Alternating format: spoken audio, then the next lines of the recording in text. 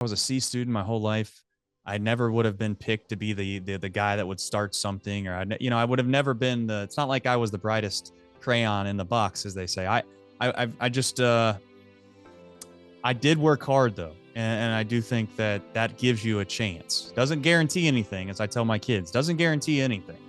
Um, but I did give myself a chance by working incredibly hard, and the only way you can work hard for a long time, Kurt, I think, again, maybe I'm proved wrong. The only way to truly work hard for a long time is to love what you're doing. If you don't love what you're doing, I don't think anybody can persevere.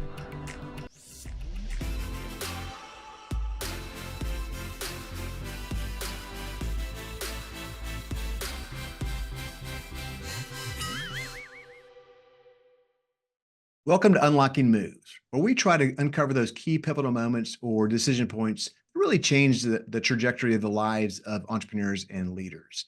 And I want to hear their stories because I think we learn best from stories. I want you to be inspired and be able to make your own decision based on what others are doing. But I don't want to hear just their glory stories. I want to hear their gory stories because, as I like to say, the bigger the shit show, the bigger the lesson. So I've got a great treat for you on today's episode of Unlocking Moves because my guest today is an entrepreneur who is a visionary. He's also passionate, and honestly, he's pretty busy. And I know that's going to resonate with my audience. I discovered Trace Fowler's podcast last summer when I was following my beloved Cincinnati Reds in a very, shall we say, unlikely pennant run, which was fueled mostly by a bunch of rookies who honestly didn't feel like they knew what they didn't know. And that made it even more exciting. And so I got caught up in the fire. And then today we're going to get into that, I'm sure. But Trace, before we get going, I got to tell you, I like to hit my guests up with an off-the-wall question or comment to keep you on your toes, but also keep my audience on their toes. You ready for this? I'm ready. Ready as I can be. So here we go. My crack research team did some digging on some articles about you back when you were a high school baseball player at in Hamilton, Ohio. And there was an article, and from the article, it sounds like you were a guy that gave everything you had, right? So the article has two quotes, one attributed to you, which I'll start with, another from a teammate about you. So the one from you says, "Will I look back later in my life and wonder what I could have been if I really gave it everything I had in the weight room? Maybe, I don't know." So I wanted to include that to give a little bit insight into you as a 18-year-old kid. The next quote is from the same article. It's your friend and teammate, and it says about you, "He's a 60-minute kind of guy. He's an oatmeal eating kind of guy. He's a different cat, but the guy's a gamer." So first of all, what the hell is an oatmeal eating kind of guy? Second of all, I got to hear a story or two about your balls to the wall style or whatever you got going Man, what is an oatmeal eating kind of guy? I think that's the best way of saying he's a little plain Jane.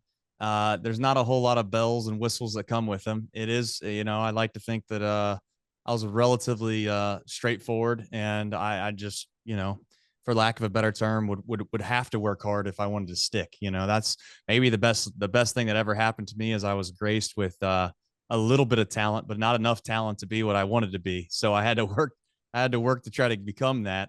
And but yeah, 60-minute guy. I love 60 minutes. That was in fact, that was my roommate from college. So and he actually played with me in high school, which is probably why it got confusing there. So I had a guy that I played with high school with, and we luckily wound up at the same school in college.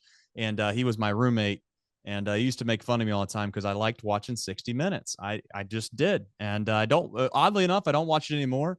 But yeah, when I was in college, I would like to sit down on a Sunday. You can imagine the things that folks do in college. 60 Minutes usually isn't on the list. So yeah, I guess I'm a different cat for that reason. But you know what? Sometimes you like to be educated. So I like to be semi-educated by 60 Minutes from time to time. That's so funny. I took it out of context because I thought it was 60 minutes in a game, but baseball doesn't have a time clock, so that didn't make sense. And oatmeal eating. So yeah, you definitely cleared that up. That's awesome. Well, as you guys could tell, my guest today is Trace Fowler. He is the founder of Chatterbox Sports, which is a place for authentic content creators and consumers. He's also the founder of the Hamiltonian and the Middletonian, which are online news sites that really tell the real life stories of two small towns in middle America. I can't wait to dive into Trace's journey. Welcome to Unlocking Moves, Trace Fowler. So, hey, I'd love to learn more about your entrepreneurial journey. So from what I could tell, it looks like you played baseball at Urbana College, a small college in Ohio. And then if I'm being real, it sounds like maybe someone convinced you to take a real job. So you took a job for a software tech company for about 18 months, and then it changed. So I'd love to hear a little bit of the story, what happened at that time. Well, I think life sometimes, not to get too crazy deep and all those things, but I think you're put here for a reason more times than not. You just you learn that about yourself as you move along life, right? You certainly have DNA traits from your parents, and you can kind of reflect back and you can think, you know what, I'm very similar to my mom in this way, or I'm very similar to my dad in this way. But then you quickly realize that, you know what, there's these other things that I have that I can't explain, that I like, or I want, or I desire to do. And one of those, since I was basically, I don't know, I can go back far back to high school days, was to be some semblance of an organizer, of a leader, which ultimately, to a certain extent, becomes an entrepreneur. I would, for a good example is I would create a season ticket group with my high school friends, and we would buy season tickets, but I was the guy that had to organize the tickets, and I'm the one that, but so that's where it started. And then I think from there, you find yourself meeting connections and all those things. And fortunately was able to graduate college. And I think baseball and sports was really the vehicle that allowed me to see it all the way through. I came from a family, my mother's side, nobody had graduated from college ever before. And, successful family by all stretch of the imaginations, very hardworking, blue collar family. It's not like I came from nothing per se, but college was a little bit of a foreign concept to see it all the way through. And I think sports allowed me to do that. And then sports allowed me to make all the connections. And when I mean all the connections that really, when I look back at my life so far and I connect the dots on how I got to where I was at, really the connections I made throughout sport was the vehicle that allowed me to get to where I was going. So my first job out of school was actually Starbucks, of all things. And I always tell that story because Starbucks with a college degree is a very humbling thing. You think to yourself, hey, I made it. I got my degree. What's next? It's almost like you deserved something, right? You earned this. And I quickly realized that, you know what, the real world, it's all about what you can actually produce. It's not about what somebody else says you're good or this, that. It's like what you actually bring to the table is your true worth. It doesn't matter where you came from or what background you have or what degree you have. So it took me a minute to kind of get my first real job, is what some would say. But in my eyes, my first real job was Starbucks. From there, I got an opportunity at a community college, and I worked, and I was making unbelievable money. And I think this is the start of my entrepreneur journey, really, because what happened is when I was a kid, I'd always dreamed of having money. And I thought that was my aspiration in life, was to obtain money. Like I was always maybe a little too poor to be able to afford this or that. And you'd always, in the back of your mind, you're like, well, I just really want money so I could get this. And that'll make me happy. And I started making money, more money. I made a good amount of money right out of school. And, So hold on. Let me pause you for a second. So you were humbled by Starbucks, being a barista or whatever at Starbucks. I love that. And many people are humbled by, fast food jobs or whatever. yes. But I got to dive into, what is the community college job? Are you selling drugs? What are you selling? What's the community college job that allowed you to make a lot of money? I was not. No, I worked at Sinclair Community College, but I was an enrollment advisor. And for those that are wondering, when you're 20, what would I been, like 23 years old? I think when they made the phone call to me and they offered me the job. Now I want you to think, put yourself in my shoes here. They offered me the job, and they said your starting salary was going to be, and I'll just say it, I'm assuming it's better or worse now, but who cares about Sinclair if they're worried about their, they were offering me $55,000 with full benefits, and they were going to match. They were going to have a state retirement plan. So every year, I think my retirement plan, I had like another $5,500 or $6,000 that was just, basically put in there for me. So you're going from making, whatever it was, $10 an hour in tips to $55,000 a year in the span of like 5 days, right? So I thought I was on top of the world. I was like, I don't care what they make me do. If I have to scrub toilets for $55,000, I'm doing it. I always laugh because I think the person that called me was waiting for me to like negotiate with them. Now, sometimes in life, yeah, negotiation's good, but when you're coming from $10 an hour and they offer you 55,000, I'll just give you the advice I still have today. You just take it. You don't ask questions, and you ask when to start. So that's what I did. Take it before they change their mind, for sure. That's right. And that's what I did. And I quickly realized, though, about 6 months into that job, that what I was actually after in life had nothing to do with money. And that was the start of the entrepreneurial journey for me. And and it took me still a while to get there. So I unfortunately didn't love the red tape. I'm a person that wants to get things done, and this is no disrespect to the government. This is no disrespect to you know, Fortune 500 companies or anything like that. But it's really hard to get things done in those types of places because there's just too many cooks in the kitchen. There's too much red tape, and at some point, the ones that really have good aspirations, they have things that they really want to try to accomplish. They quickly realize that those things probably would never happen, and that's when I had to make the probably the toughest decision that I made in my professional career, which was, do I leave these golden handcuffs, as I like to say, do I leave these golden handcuffs behind to seek what I think is maybe the what I think is best for my life? And I did that. So um Well, hey, let's pause there for a second because you're making a fair amount of money. Now, you didn't have a family, quote, tying you down or anything at the time, but you made good money.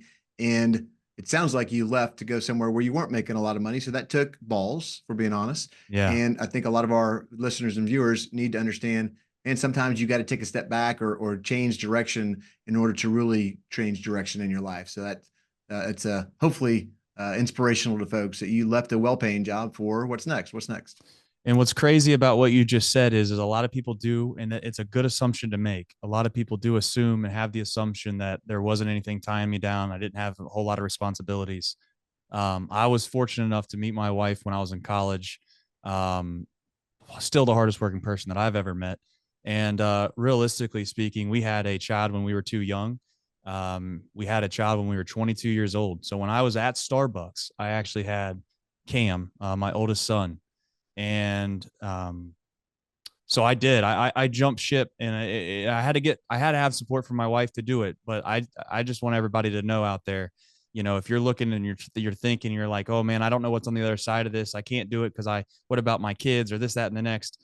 I just had faith that I wanted to live up to the full potential of me, and if I did that, it was going to be good enough, you know. And so I jumped ship with. By the time I jumped ship, I had two kids, a little more financially stable because of the job I had. I stayed at Sinclair for 3 years. Took me from 6 months, though. I want everybody to know it took me from 6 months of realizing that I probably wanted to make a move to 3 years being there to finally doing that. But at that time, when I did decide to make the jump, I think I had a 10-month old, and at that time it was a 3 year old. So or 4 year old, whatever that math ends up being. But nonetheless, yeah, it was not the easiest decision I've ever made in my life, certainly. But I think that your gut will tell you everything you need to know in your life, really, for the most part. You know, your deep intuition is something that a lot of people try to ignore. I never have ignored that. Not a single day of my life have I ever ignored the intuition that I've been given. And I don't know, again, you know, spiritually, some people might point to that as being the place of reference. You can count. I will tell you at the time, you know, I'm a Christian now, but at the time, my intuition told me to leave. And I wouldn't say I was an atheist. I would say I was agnostic at the time. So again, you know, whether or not you want to, you know, I don't want people to think it's more of a big spiritual thing. I just think that inevitably, we as humans, we have an internal voice. It's up to us if we want to use it. Well, I love the use of the gut, and I love the fact that you're a man of faith now, and you had at the time faith in yourself to make the decision. But to walk me through what the decision was. So, what were you going to? And we know what you were leaving from, but what were you going to? So what I ended up going from was that to I took like maybe a $15,000 or $20,000 pay cut at the time. I went and I worked for Xerox, and what that allowed me to do was bet on myself to try to go become a salesperson. And again, this wasn't the entrepreneurial journey started when I was at Sinclair because I realized that money wasn't the end all be all, and then Xerox was the place in which allowed me to start to kind of like control my destiny, if that makes sense. It was a place that I felt like, you know what, there won't be red tape. You know, no one's going to tell me that I can't go do X, Y, and Z if I'm producing. And I kind of sharpened my teeth per se there. You know, I got a little more business acumen to me, pulling doors, getting told no a significant amount of the time. All of those things started to kind of resonate and give me the confidence at some point to make the ultimate jump, which was to the Hamiltonian. And really to make this kind of quick, you know, I started doing well at Sinclair, and then I started doing well at Xerox. And when you have, it's like anything else in life, when you start doing well, I don't want to say no matter where you go, whether it's ego or whether it's just brass confidence, whether you're just right, I felt like I don't say I was different, but I felt like I could do whatever my mind. If I wanted to do this, my gut told me I could do it, and that's when I finally decided to cash out my retirement from Sinclair of all places, and which was again, I'm sure a financial advisor that you've had on the show or someone else would say I'm the biggest idiot in the world for doing that. But I took out the $30,000 I had. I think I had a penalty of 10. I got $20,000 to start up a local magazine that's actually print of all things, a print magazine that I had seen somewhere else. I seen another city start the same thing, and I thought, if I can't do this in my own hometown, then nobody can. And that's the attitude I took on. And sure enough, thank my lucky stars per se that I got it done. And it was close. It was close. I think I gave myself 8 months to do it. It took every bit of those 8 months, but there was milestones along the way that made me think, okay, this is going to happen.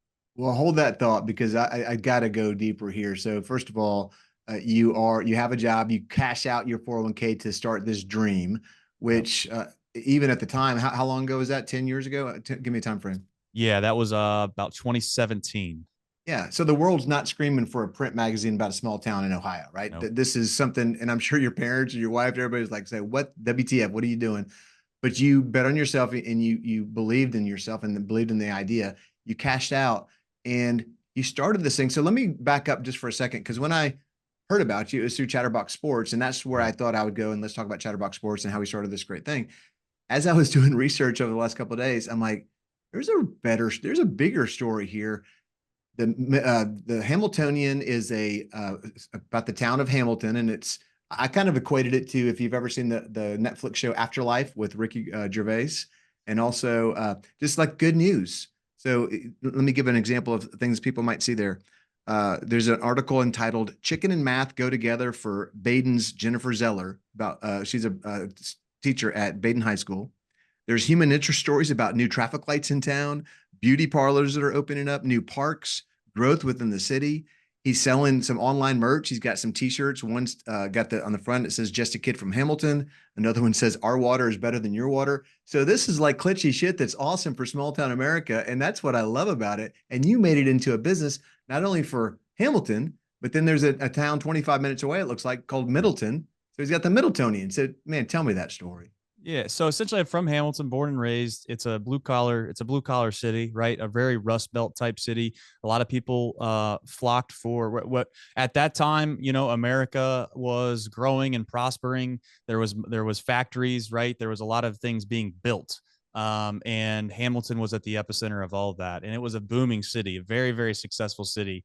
And around similar to I guess similar storylines with the Reds, which we'll get into a little bit later. Around when I was born, though, our city was taking a really big hit. A lot of those jobs, manufacturing jobs, the Rust Belt, those things were drying up, and it was a new way of life, right? The internet kind of was changing the dynamic of the world and the landscape.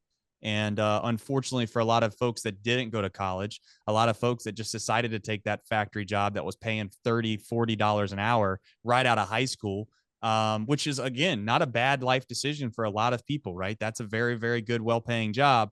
Well, when that goes away, you can only imagine kind of the devastation that would reign in a region when that happens. And Hamilton was a part of that, and Middletown was as well. But Hamilton was a part of that, and there was a lot of boarded up windows during my childhood. A lot of things that ultimately people would scoff at Hamilton, and not in a just basically a rundown town. But I just want to make everyone clear, like it's a relatively large town. It's the largest town between Cincinnati and Dayton. Hamilton's the largest town outside of that, so it's not like it's a super small rural um, city. But having said all that, you formulate some semblance of pride from being there, right? So I don't want to say I was tired, but at the same time, I had seen other communities that had kind of little small print magazines, and I thought to myself, Hamilton's a prideful place. Let's just tell the stories of the good things that are happening. I know everybody can see boarded up windows. I know everybody can clamor for the good old days, but let's just talk about the people. Because I do think, the more places I get to travel, the more places I get to visit, fortunately for me, I do realize that the people make the biggest impact or the difference from where I'm from. And that's what we try to glorify and sell. And fortunately for us, we were able to make a business out of it. And again, that was kind of that was the seed money of all things to start Chatterbox. So it's a wild world that I've been through. Man, more power to you. You're bringing positivity to America, and so much of journalism right now is clickbait for all the negative crap that's going around. So I applaud you, and I hope and wish and pray there are more people like you that do similar things. Kudos to you, man. Yeah. So only the one nugget I'd say is niche or niche. I don't know which term you'd like to use, but niche is rich and broad is broke. You know, I've used that kind of as a very foundational piece of the things that I've gotten myself into, is that if you don't have a very specific thing that you're trying to accomplish in mind, you can kind of get lost in the weeds. And what we've been able to do from everything we've started is to say, you know what, let's focus on this and let's be the best in the world at doing this.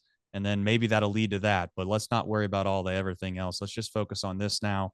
And then we'll worry about everything else later. So, we've done a good job of that. And I think some people would, look at what we do. And the question I always get is, how do you scale this? And when we first started, how do you scale this? How do you scale this? All the big, you start to get all the big business terms and the reality is I don't worry about that because I'm only worried about my life and anyone else that I'm close to affected life. And I realized at Sinclair, maybe the greatest lesson is that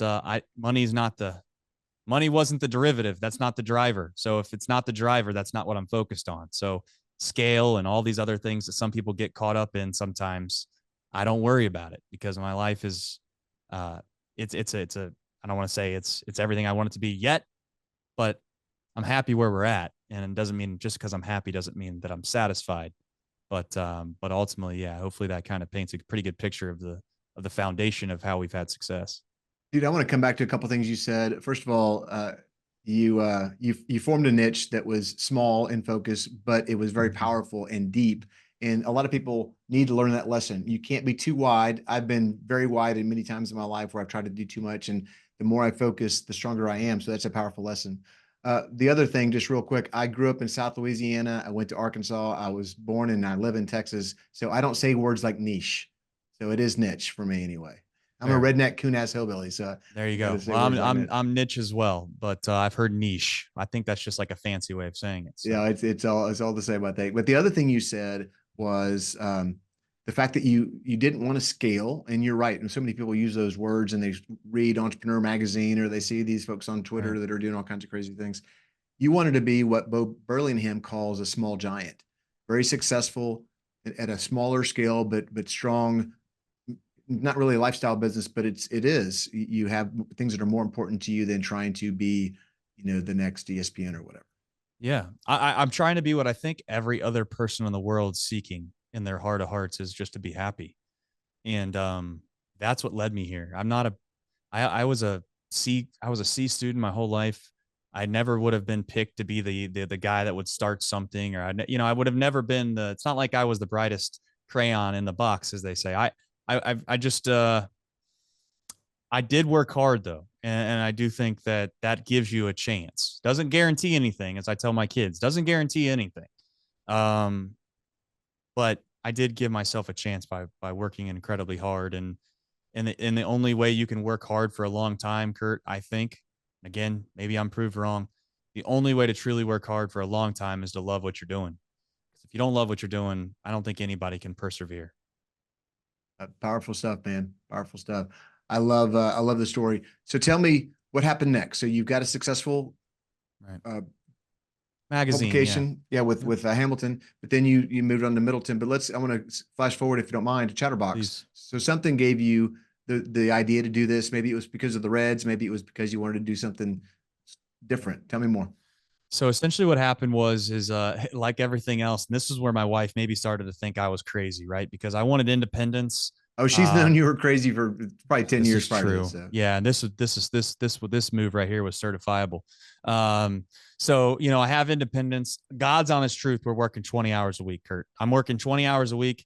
I always tell the story, me and another guy that started the Hamiltonian, we would play video games from time to time during the work week because we're just like, you want to do this? Like, yeah, let's go and we'll play some video games.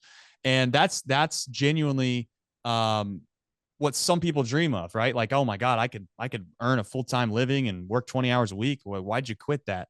Well, I told you my whole life I was in sports, and it was really the driver for a lot of my success in my life. And I know that if you're an athlete, listen to this, or really if you're anything, if there's anything that you grew up doing your whole entire life, um, you can't turn that off. You just can't. And there's no way to turn it off. There's nothing else. Some people will say, oh, there's nothing else in life that will compare to, your athletic, career, and you can try to replace it. And that's why you do see some professional athletes have some serious mental health issues when they leave, because their identity is synced into the sport.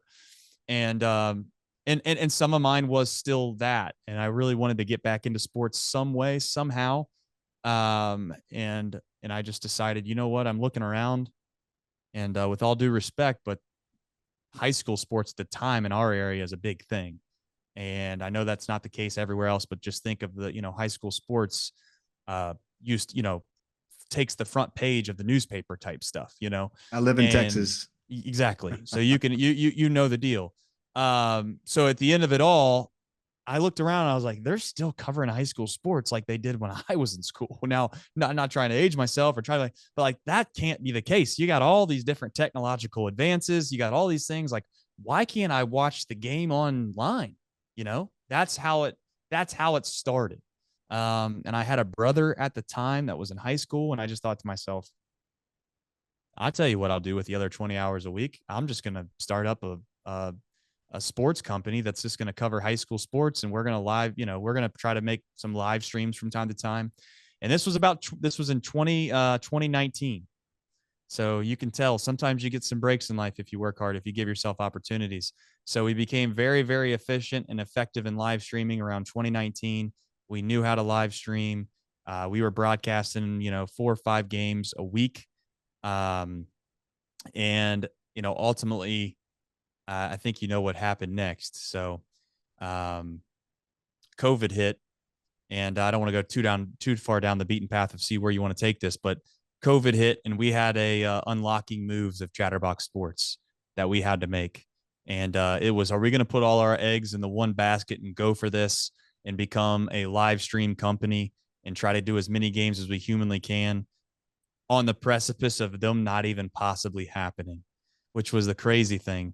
We were stuck between a little bit of a rock and a hard place of, do you make the decision of just saying, you know what, we're not going to invest in all this equipment because we might lose our tail, or do we buy all this equipment with the concept that there's a chance that they're going to play these games, but nobody's going to be able to go and watch them?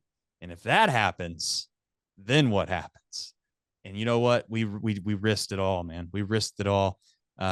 We took. I'm sure maybe the government will come back and get me, but I don't think they would. But we took essentially what the PPP loan allowed us to do, and we invested every single dollar into hardware equipment that would allow us to go stream 8, 9, 10 games every Friday night for football. And we were the only show in town, and that kind of gave us the ability to grow our name, our image, and our likeness of Chatterbox Sports. And it's just unique of how that all happened. And COVID was a blessing for Chatterbox of all things. Nice use of the NIL verbiage there, but That's right. but hey, man, you seized the opportunity. You saw that there was a need. You saw it might be a possibility. You basically flipped a coin and you drove headstrong into the storm. That's what a lot of entrepreneurs do, man. We take risks and we go with our gut. Sounds like your gut was telling you to Right. do this. And honestly, even without the fact that people couldn't go to games, I'm sure you still would have had success. It didn't Correct. hurt, of course. And COVID was as my mentor said, it's a once in a lifetime opportunity to reimagine everything. And you reimagine how people could watch high school sports. I know we stream stuff down in here in Texas, and it might have been because of some of the stuff you guys were doing at Chatterbox. Yeah. So we pressed on. We got fortunate, if you want to call it that. But again, I tell you, I keep saying, I tell everybody, I get lucky a lot, and then I don't know if it's luck, but I'll call it luck because ultimately, I guess I didn't have the ultimate decision on whether this would fall our way or that would fall our way. But I certainly, and I say I as our team, but we certainly put ourselves in a place that if it did fall our way, we were ready to go. And you know, I think that little the fear of always feeling like you didn't do what you should have done is always present in my life. And I think sometimes it's a hindrance, right? Because you're like, oh, Trace, just relax, man. But again, if you get yourself into a spot where you're like, you know what, I've seen this coming and I didn't do what I thought I should have done, and look at what I could have missed out on. Chatterbox certainly probably falls into that boat. So now we've gotten ourselves to fast forward. We gotten ourselves into a position where we were well known, and another thing happened, obviously that gave us our next big break, I guess, if you will, when we hired Tom Brenneman. So tell me more about that. Because where I knew the story, I knew the story about you bringing on Nick Kirby full time because you talked about it Right. last year in the podcast. Tell me about Tom Brenneman, who was long time voice of the Reds. Tell me about that. Yeah. So for those who don't know Tom Brenneman, essentially he was a longtime Major League Baseball broadcaster, did NFL as well. Probably called, I would ever bet, 10 to 12 to maybe 15 major sporting events that you would know in a heartbeat. I mean, we're talking, you know, the Steve Bartman game for the Chicago Cubs. He was calling that game. He was calling the Fiesta Bowl where they did the lateral, and I think it was Boise Boise State. State. Boise Yep. State beat Oklahoma. He was on that call. So this he probably, if he didn't make what I would consider a mistake, and so would he, but he probably would have been in the Baseball Hall of Fame, probably, if I had to guess. But having said that, he obviously made a remark that I know that he's deeply remorseful for. It got him to where he unfortunately got fired. And we live in a culture, and again, this isn't a debate on what's right and wrong in our societies or anything like that, but we live in a culture right now that is not very forgiving. And I spoke on my faith a little bit prior, but as I've gotten deeper into faith, you start to realize that we're all flawed in some capacity, and forgiveness is a very powerful thing. And you try to put yourselves in other people's shoes, and it's not that you're forgiving them in regards to that it's okay to do what they did, but you're forgiving them in the sense that it's it's it's okay to learn and grow as an adult too. I think a lot of people think that once you reach a certain age that you've already plateaued, you can't change, you have you I really do believe that you are a forever growing person, and you can learn even at age 50, 60. You can learn and try to become better. And I sat down with him 3 or 4 times, Kurt, and I felt like he was incredibly remorseful. So I wish that somebody bigger than us would have given him another chance for his sake. But we were the little growing media organization in his town where he's from, and he took a chance on us too. And he signed up with us. We took a chance on him. And fortunately, what that allowed us to do was we started to grow some tentacles inside of Cincinnati of, oh my gosh, like, who are these little guys? Like, now they got this and that. And, it's like, maybe they are something, because and that's the thing I want to tell everybody is, like, when you first start anything, your family members, your friends, almost everybody is going to make fun of and or laugh at what you're doing. And I mean, I got made fun of, like, oh, there's Trace again. He's going and starting this business. It's not gonna, it's like, oh, he's like, are you ever gonna stop? Like, and I will just say, I still love all the people, but I still remember my wife, my mom, everybody in my family. Every time I'd get around them around Thanksgiving or Christmas, it was always like, they're not outwardly making fun of you, but they're joking about the fact that that you got something wrong with you. And you know what? I would just say to those that are just starting anything, it's, you just trust your Northern Star, which is your gut and your heart, and not, you still can love those people, but if you think you're going to get full-fledged support from everybody, it's never going to happen. It's not going to happen. And I trusted my gut with obviously Tom, and when I hired Tom Brenneman, I remember people thinking that I was an idiot and crazy. Next thing you know, we'd get around Christmas again, and they were like, "Wow, like, what's going on at Chatterbox?" It's like, oh no, now we've made it, I guess. Exactly. Let's go. I think that's super important, man. As you're starting off, people are going to be naysayers. They're going to tell you that you're wrong or that you're doing something wrong, or they're going to give you 1,000 different ideas about how your restaurant should run or how your podcast should be run. And it's really yours at the end of the day. And you can listen and maybe vet some of the information and Sure. make it yours, make it your decision. I love Yeah. that. So Tom, so to fast forward really quickly, Tom obviously came on board, started calling some Friday night football games with us. That transitioned into him wanting to do a daily sports talk show. And then when he decided he wanted to do that, we then decided, you know what, we got all these resources, we got all this camera equipment. Why don't we just build a studio, and why don't we start trying to cover collegiate and professional sports? Fast forward, we have a podcast for most of the major sports in our city, and then we have Chatterbox Reds, who fortunately for myself and I got a guy named Nick Kirby who's just as hardworking as I am, and is just as passionate about trying to do a good job. And we've skyrocketed up the podcast charts, and you know, but again, it's the trickle down effect of all these different things to give us a chance. It's kind of wild looking back. Hey, allow me to brag on your show a little bit. So I found that the podcast I mentioned earlier, they for the last maybe couple of innings of each game, they go on and do a YouTube stream where they follow the game, and it's really them talking about things that are happening, and a bunch of followers are coming in and making comments about who's doing what on the in the game. And then so the podcast itself starts with the little opener from Nick or from Trace about the game itself. Then they play about 20 minutes of the stream and the commentary after the game. And then they go through and give some stats and stuff on the Reds farm system and some other things. So it's really riveting if you're a fan of the team. So the Reds or the Bengals, or I don't know if you do it for the Buckeyes or not, but so what I found interesting is Trace has a lot of the visionary entrepreneur tendencies of the great ideas in the gut. Nick appears to be the guy that gets shit done. So he's an executor. He actually came on full time last year, as I understand it, maybe even moved his family down to where you are. But Nick had a baby 2 days ago. So the show the last couple of days has been not quite as well run as when Nick runs. No, not even close. So it's just been funny knowing the mind of an entrepreneur. It's just so much fun to listen to you, like kind of, and you've been lacking sleep yourself. So you're like, guys, I'm running on fumes, man. I don't know what I'm doing. I'm making mistakes. It was awesome. Keep it real, man. No, I try to give the disclaimer. I think honesty is the best policy if you know that you're not able to give it what you'd like to give it. Perfect example is that would be if a guy that's supposed to come clean your carpets at 2:00, doesn't show up at 2:00 and he randomly shows up at 3, you're probably going to be pretty upset. But if that person calls you, 20 minutes before 2:00 and just saying, hey, I've had a tough day, I'm not gonna be able to make it till 3, psychologically, right? You think to yourself, all right, I'm going to cut them some shit. So yeah, I start those podcasts off the last few nights and just saying, let everybody know these aren't good. If you're just new to the show, wait till Nick gets back and then and then judge it from there.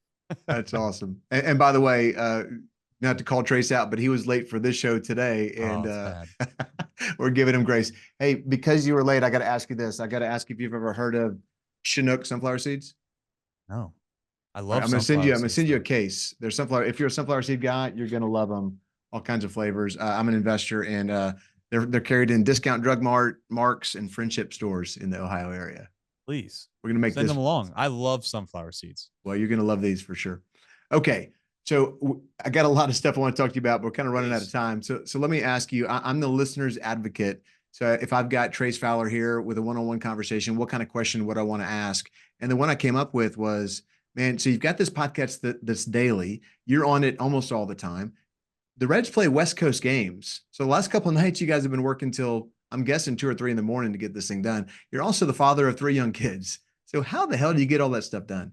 Well, you don't. There's sacrifices you make in every area of your life, right? And at some point, I do think what I've realized is I used to be a guy that was like, I can do it. I can do it. I can do it all. Just put it on my back. Like I'll if there's a problem, I'll fix it. I'll find a way. But what I've come to realize, you make sacrifices, whether you know them or not, and I've tried to, as my kids have grown up, right? I have a 12-year-old now. I have a 7 or an 8, I should say. He'd be upset if I said 7, 8-year-old. And I also have, a 3-year-old. And I'd be lying if I said that the guy that started these companies is the same guy today. I think that there are moments in your life where you realize that there are things that are probably important to you and you focus on them. And I've tried to make a pretty good dedication this last year and moving forward to really focus on my kids as much as I can. And because, here soon they'll be out of the house. And I know that sounds cliche, and I know that people probably think that, but I don't get it all done. I don't want people to think that I do.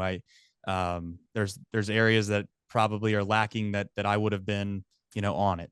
Today is probably a pretty good example of that. There was at one point in my life where every minute by every second I was paying attention to what I needed to get done, and now it's a little more, hey, let's try to smell the roses for a second here, because one lesson that one lesson I learned from my grandfather, worked 35 years in a factory, is he told me when he was kind of his towards the end of his life, is that if he could do it all again, he would have treated work a little less serious. And I think we love our work. It's okay to get invested in our work, and I think it's okay to get consumed by our work. But I'm really trying to make sure that I do a good job of being present with my family, at least over the next few years. But I guess you sleep a little bit less, you forget more things, and you do your best. But yeah, the podcast is you say you're going to do it, so you have to do it. But if we had to do it all over again every single day after every single game, don't think that there aren't times, Kurt, where I'm like, man, I don't know, can we get by not doing today's? But you know what? You said you're going to do it. You know what, Kurt? You do it. That's how I was Yeah. raised. Well, I appreciate that, and it's good. It's good advice to smell the roses a little bit. There's a company here in Austin, actually accounting firm that has a saying: "No success in business is, or no success at work is worth failure at home." And so you're kind of saying that as an entrepreneur, we all need to realize that it's not. We can make a shit ton of money, but if we don't have a good family life or a good home or a good spouse or partner, it's going to be a long haul. Yeah. No, So I mean, no doubt. I've got one more question for you. Actually, you know what? Let me come back, because on your profile of for the Hamiltonian, your profile says, it probably needs to be updated. It says that you enjoy being active and competing. You aggravate his wife. See, aggravates his wife and loves his two sons. So it's at least 3 years old, because your daughter's not on there. And I don't understand why you don't love your wife on that profile either. You might want to change that verbiage as well, but we'll get that fixed. Yeah. No, you're right. Yeah, I do. To be very clear, I do love my wife very much. If it wasn't for her, there wouldn't be any of my success. And you know, I do think at times, listen, there's no doubt that you can control your own destiny. But I think a lot of the decisions that you make along the way, there could be no bigger decision than to who you're going to spend the rest of your life with. And I'll be honest, that is something I got lucky with. That was dumb luck, because I think I was 19 years old. A 19-year-old Trace Fowler would have never been wise enough to make the decision I made. So just dumb, pure luck, Kurt, which is the best thing that ever happened to me. So That's awesome. We're gonna keep that soundbite. I love that. where was that at? I'm gonna have to get that updated. Where's that at? I think it was on the Hamiltonian, or at least somehow I found it on a search. Okay, Okay, fair enough. so I've got one more a trick question for you, and that is one question that you're never asked and you kind of wish they would, or you're secretly happy that they don't ask you. Oh man. Um, that's a I don't know if that's a trick question. That's a tough question. I've got one if Um, you can't come up with anything. do it. What's the Okay, question? so you're a former, or still very competitive. You played sports in high school and in college, so you've got a glory moment that you can point back to. Mine, for example, in high school football, I was hurdled by future NFL football player Todd Kinchin. I went down for the tackle, was ready to like smash him to smithereens, and he just hurdled me and just kept flying down without breaking stride. What is Nice. your best, like Ted Al Bundy moment from sports? Um, I would say that there's two that come to mind. One is one moment that for whatever reason, probably not the best accomplishment I ever had, but there was one situation where I think that there was a guy on first and second base, for those that pay attention to baseball, and I was playing in college, and they took a mound visit. And so when they took the mound visit, I walked over to coach, and I was supposed to be bunting at the time, right? So I was going to bunt to get him from first to second. And I would consider myself a high level IQ baseball player. I thought through every situation humanly imaginable. I even would try to think of unique ideas you could do that would be nuanced, to where if this happens in this game, it might happen once in my life. But if that ever happens, I'm going to do this. So I walk over to coach and I said, hey, they're probably going to run the wheel play. Where those that don't know what a wheel play is, essentially the shortstop runs the third base, the second baseman runs the first base, and the first and third baseman both charge really hard And that way, if you lay down a bunt, no matter where you lay it down, they're probably going to get the out at third base. And I said, if they run this wheel play, I want to pull back. I'm going to pull my bunt back and I'm just going to swing. Like if it's a ground ball, fantastic. It's going to be a hit because there's nobody out in the middle of the diamond. And they have that mound visit. They probably thought they were onto something. They walk back out there and I show bunt, and sure enough, exactly what I told coach was going to happen. They started doing it. And I pulled back and I hit maybe one of the farthest home runs I've ever hit in my life. And it also makes me still think back. It's like, you know what? Your human instincts and your reaction without thinking in life maybe is the best way, because when I tell you I pulled that back and I just swung immediately, it was all instinct. And it legitimately, it wasn't even a full swing, because you got to think I was squaring around a bunt, pulled my bat back as fast as I could, and then just see ball, hit ball. And I squared that thing up and it went, I don't know, every bit of 40, 50 feet over the right field wall. And I was just smiling around second base looking at the coach, because he didn't think in a million years that was going to happen. And neither did I. He So thought you were going to hit a little Texas leaguer up the middle to just get yeah. past the, second. And that's how most of them went for me, if we're being honest. That's awesome. Hey, speaking of, you were telling me the story about knowing all the ins and outs and, being prepared. I don't know if you saw the Twitter highlights. I'm an Arkansas fan, and the center fielder the other day, deked him. He deked him. Yeah, he acted like he caught it. He pulled down, but he went back up and caught it. Amazing play. It's a smart play. I'd also say, as smart of a play it is at center field, it had to be just as bad of a bonehead play at third base, which, with no disrespect to that guy at third base, but I don't know how exactly you get fall for that, but each their own. Well, honestly, it didn't look like he ran very fast once he made the decision to go. So that was, yeah. Hey, we've got like 60 seconds. Give me your best, like, Cincinnati Reds, like, update. Like, how exciting are certain players? How frustrating are certain players? Right. What's the season look like? And I want to talk about Ellie De La Cruz. He's amazing. Yeah, I was going to say, for a national audience, it's Ellie De La Cruz. That's the storyline. For the Cincinnati Reds as a whole right now, they're beat up a little bit. A lot of the guys that you come to expect, that you thought you were going to rely on this year, are not there. So it's been they have one of the best starts that they've had in a long time. So I can't say it's been a major disappointment, but it's been a little bit of a disappointment because we felt like we were going to have some guys out there that just aren't there. But as far as a national storyline goes, to have a guy like Ellie De La Cruz playing for your favorite team is really like hitting the lottery, man. I mean, this guy does it all. He's so much fun to watch. In fact, if you just want to see pure athleticism, just pure God-given ability, there genuinely is not a better player in Major League Baseball to see that from. I'm not saying he's the most polished player in the country or the world right now, and I know Shohei Ohtani still exists. I get that, but just from just a pure athleticism standpoint, there is nobody in the world better at the game of baseball than him. So it's pretty exciting. As I read some about him last year as he was coming up, and I guess he was discovered in the Dominican Republic, and he came up and kind of sped his way through. But was he like 6'5"? Yeah, he's 6'5". He might even still be growing, as ridiculous that is. Ridiculously tall. He flies around the bases. He's many times stolen, second and third and even home in the same plate appearance, which is amazing. He wreaks havoc on the base pass. He throws the ball as hard as you can ever imagine from shortstop. He's got range. He probably could cover center field from shortstop if he wants to. Yep. Just amazing to watch. Google Ellie De La Cruz. Yeah, he threw the ball the other night. Now, I still make fun of people that believe this, but you know what? It's almost like a legend at this point. The StatCast, which is basically the radar detectors around the stadium, picked it up at this speed. So I'm telling you an actual fact. Now, whether you want to believe that the radars got it right or wrong, I don't know. But he threw it 106.9 miles an hour the other night, which is the hardest throw in Major League Baseball history. So 107 miles an hour. I don't know if I believe it, but I'll tell you this: if he does that, if that, it wouldn't shock me if it was true. Well, we won't get into the fact that the first baseman missed the ball, so let's leave that. That's a bad thing, but that's why every story needs to be a little bit of leave the truth out of it.